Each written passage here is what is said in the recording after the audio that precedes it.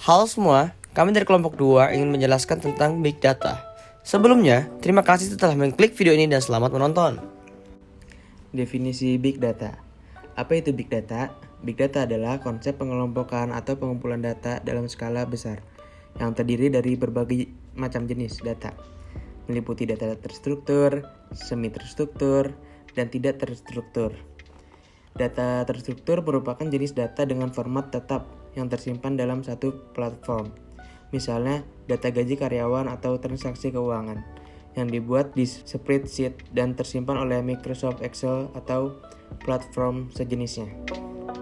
Sementara, data tidak terstruktur merupakan jenis data dengan format yang berbeda dan memerlukan platform khusus seperti NoSQL untuk mengakses dan membaca nilainya. Contoh dari data tidak terstruktur banyak ditemukan di media sosial, seperti aktivitas like, komentar, jumlah pengikut, jumlah klik, dan sebagainya. Terakhir, data semi terstruktur merupakan jenis data gabungan antara data terstruktur dan tidak terstruktur. Kemudian, data semi terstruktur merupakan jenis data yang punya format tetap, namun memerlukan platform khusus untuk membukanya. Misalnya, data log file atau data aktivitas pengguna yang dicatat oleh sistem operasi. Karakteristik dari Big Data 5V Big Data: kecepatan, volume, nilai, variasi, dan kebenaran. Yang pertama ada volume. Volume merupakan sekumpulan tipe data yang di-generate dari banyak sumber data dan akan mengalami perkembangan dalam kuantitas secara terus-menerus. Volume mengacu pada data yang dihasilkan tiap detik.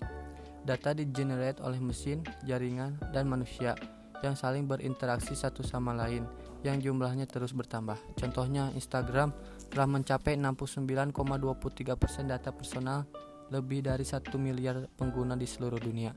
Yang selanjutnya ada velocity. Velocity berhubungan dengan kecepatan saat data dibuat, diproses, dan dianalisis. Sebagai contoh, pengguna Instagram selalu bertambah lebih dari 100 juta akun setiap tahunnya. Itu pun dengan kondisi bahwa setiap akun memiliki aktivitas yang berbeda dan terus menghasilkan data secara bersamaan.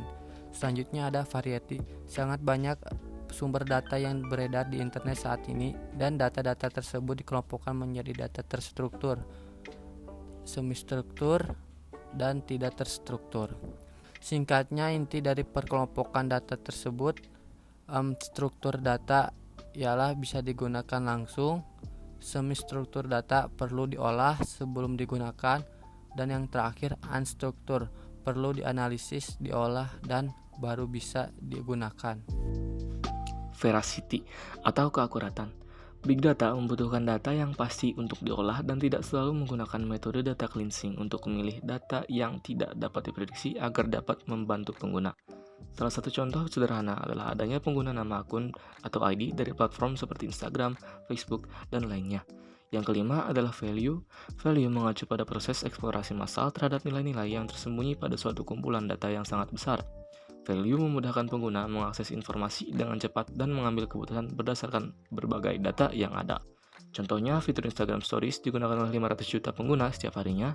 Hal ini menunjukkan bahwa fitur yang memungkinkan pengguna membuat postingan instan cukup digemari. Artinya, fitur ini perlu dipertahankan pada platform tersebut dan bahkan dikembangkan dengan fitur tambahan seperti boomerang, multi capture, reels, dan lainnya. Manfaat Big Data. Big Data dapat memberikan keunggulan bagi perusahaan dengan akses untuk memahami preferensi pelanggan secara personal dan hal-hal apa saja yang menyenangkan pelanggan. Big Data pun dapat dilakukan secara masif dan otomatis. Data dapat membantu perusahaan untuk memahami lebih jauh mengenai pengguna. Contoh perusahaan-perusahaan yang sangat serius dalam melakukan pengumpulan data adalah Netflix dan Spotify. Dan sementara menurut ilmuwan data dan pendiri Fast Forward Labs, Hilary Mason, kegunaan paling utama dari data yaitu memberitahu kita tentang dunia yang tidak kita ketahui sebelumnya. Manfaat Big Data sangat dirasakan oleh pihak-pihak yang berkepentingan seperti lembaga penelitian dan pengembangan retail, perbankan, kesehatan, dan juga yang lainnya.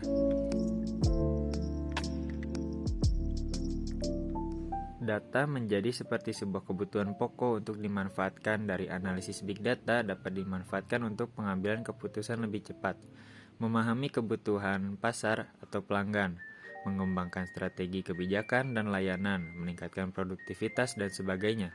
Rujuk pada uraian yang dijelaskan sebelumnya. Beberapa manfaat big data pada aspek kehidupan antara lain. 1. Pengembangan produk. Ketika seorang memiliki bisnis produk berupa makanan, pakaian atau lainnya tentunya memiliki tujuan untuk mengembangkan produk dan meningkatkan keuntungan bagi perusahaan tersebut. Big data pun berperan dalam hal ini, yaitu dengan adanya big data kita dapat mengetahui produk apa yang lebih diminati dan dibutuhkan oleh pasaran sehingga pengusaha tersebut dapat memaksimalkan produksi produk mereka. Kedua, mendeteksi perilaku yang menyimpang. Big data juga bermanfaat untuk mendeteksi perilaku atau anomali yang menyimpang dalam bisnis, dan big data ini juga dapat mendeteksi dengan waktu yang relatif cepat dan tepat. Selain itu, big data juga dapat merencanakan beberapa opsi atau solusi untuk mengurangi serta mengatasi perilaku penyimpangan. Oleh karena itu, big data bermanfaat bagi perusahaan agar tidak menimbulkan masalah lain di kedepannya.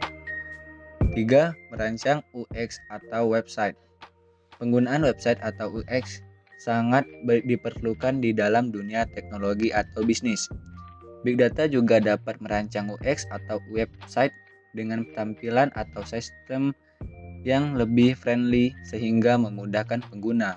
Big data juga dapat digunakan untuk penyimpanan riwayat belanja atau transaksi konsumen yang nantinya data tersebut dapat dianalisis sehingga menghasilkan informasi penting dan sebagai acuan untuk pengambilan keputusan. 4. Media sosial. Melihat pada realitas sekarang, media sosial bukan hanya digunakan oleh orang dewasa, melainkan anak-anak di bawah umur pun sudah banyak menggunakannya. Media sosial dapat digunakan untuk menyimpan atau mengupload foto, video, teks, dan masih banyak lainnya. Pengguna media sosial dan jenis media yang disimpan dan diupload tentunya membutuhkan ruang penyimpanan secara sistem dan basis data yang besar. Penerapan Big Data. Seperti yang Anda ketahui, setiap hari kita semua banyak berinteraksi dengan produk dan layanan yang dihasilkan oleh Big Data. Contohnya, saat Anda mengunjungi YouTube, halaman utama langsung menampilkan konten yang sangat mewakili Anda. Itu dikarenakan kebiasaan dan interaksi pemilihan konten Anda dengan konten yang Anda lihat sehari-hari telah ditangkap dan dipelajari dalam Big Data. Lalu kemudian diproses untuk membuat rekomendasi yang sangat sesuai menurut profil Anda. Contoh lain penerapan Big Data dalam kehidupan sehari-hari. Yang pertama, rekomendasi Google pada halaman pencarian Google ketika Anda mengetik suatu keyword. Yang kedua, rekomendasi jalan yang ditunjukkan oleh Google Map merupakan hasil olahan Big Data yang kompleks. Selain menggunakan satelit sebagai sumber data utama, juga menggunakan data tracking dari pengguna Maps. Yang ketiga, rekomendasi pertemanan di sosial media juga merupakan hasil dari analisis Big Data.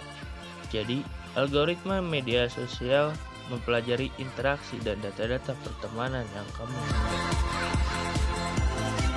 Rekomendasi tontonan pada Netflix dan rekomendasi musik pada Spotify juga merupakan contoh penerapan Big Data. Apa yang sering Anda tonton dan putar akan ditangkap dan dipelajari. Big Data juga diterapkan dalam bidang transportasi. Zaman sekarang, kemacetan sudah hal yang biasa di kota-kota besar. Dengan data GPS dapat memberikan rekomendasi kapan waktu terbaik untuk berkendara. Big Data selanjutnya dalam sektor kesehatan. Setiap instansi kesehatan menggunakan software yang berbeda-beda dalam pencatatan pasien. Hal tersebut membuat data yang dikirimkan ke dinas kesehatan juga berbeda, tergantung jenis software yang digunakan. Dengan Big Data, semua informasi kesehatan bisa terpusat sehingga mudah diolah dan juga dianalisa. Intinya, Big Data merupakan teknologi canggih yang saat ini digunakan dalam berbagai situasi. Diterapkan untuk membantu perusahaan atau instansi bergerak lebih cepat.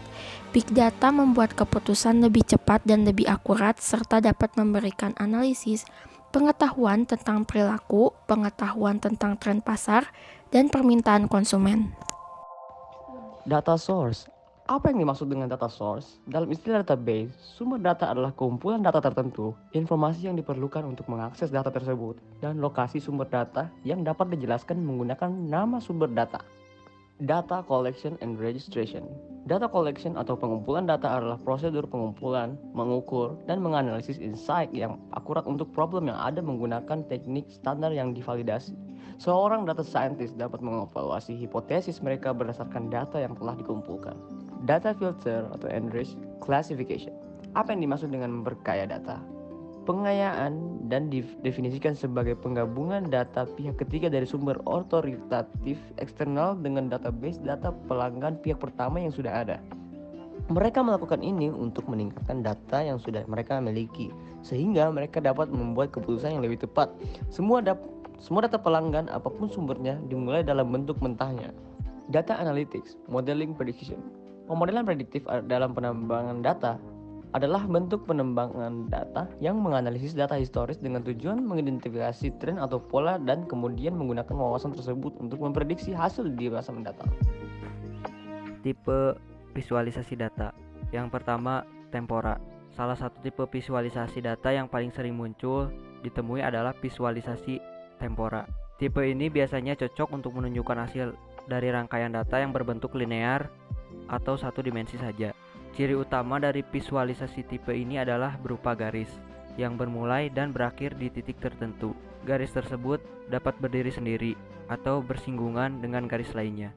Tipe selanjutnya dalam data visualization adalah hierarki. Tipe seperti ini umum digunakan untuk menunjukkan hubungan antara suatu kelompok terhadap kelompok lain yang lebih besar. Visualisasi seperti ini cocok untuk menunjukkan munculnya data-data baru yang berasal dari suatu penyebab. Selanjutnya, network. Penggunaan network pada data visualization adalah untuk mempermudah hubungan antara dataset tersebut. Salah satu contoh yang paling sering digunakan adalah word cloud. Selanjutnya, multidimensi tipe visualization. Multidimensi berarti cocok untuk memvisualisasikan data yang memiliki banyak variabel atau dimensi. Salah satu contoh visualisasi ini adalah histogram, view chart, dan stacked bar. Yang terakhir yaitu geospasial. Pada tipe ini, visualisasi mempresentasikan wujud nyata dari suatu benda atau ruang yang memiliki data untuk ditampilkan. Geospasial yang sering digunakan adalah heatmap dan kartograf. Selanjutnya ada customer. Customer adalah istilah bahasa Inggris yang digunakan untuk merujuk pada pelanggan. Ada juga jenis-jenis customer. Yang pertama, customer eksternal. Customer eksternal adalah pelanggan yang secara langsung menggunakan produk atau layanan dari suatu perusahaan. Customer eksternal juga disebut dengan konsumen akhir seperti pemilik bisnis, pelajar, maupun ibu rumah tangga. Yang kedua, customer perantara. Customer perantara yaitu orang atau perusahaan yang menjadi perantara penjualan produk. Contohnya yaitu reseller buah produk kecantikan, biro jasa pemesanan tour, agen bahan baku makanan, dan semacamnya. Yang terakhir,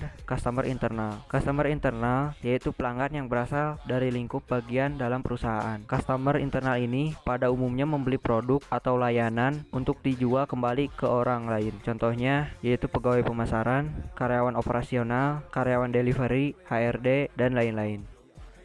Terima kasih sudah menonton sampai habis. Jangan lupa komen dan gak usah subscribe. Dadah.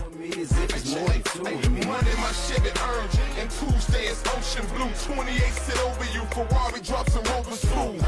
Shit 'em out, TVs, I'ma flip 'em out. 50